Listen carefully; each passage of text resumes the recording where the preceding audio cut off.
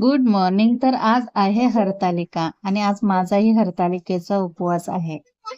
हरतालिकेचे व्रत हे देवी पार्वतीने महादेवांना पतीच्या रूपात मिळवण्यासाठी केलेली तपश्चर्या होते. माझी पूजा करून झाली आणि मी बाहेर तुळशीलाही अगरबत्ती लावून घेतली.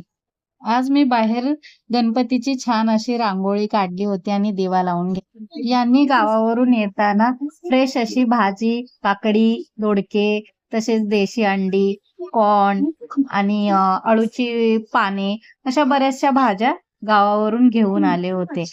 आणि तुम्हालाही अशा फ्रेश भाज्या आवडतात का ते नक्की सांगा.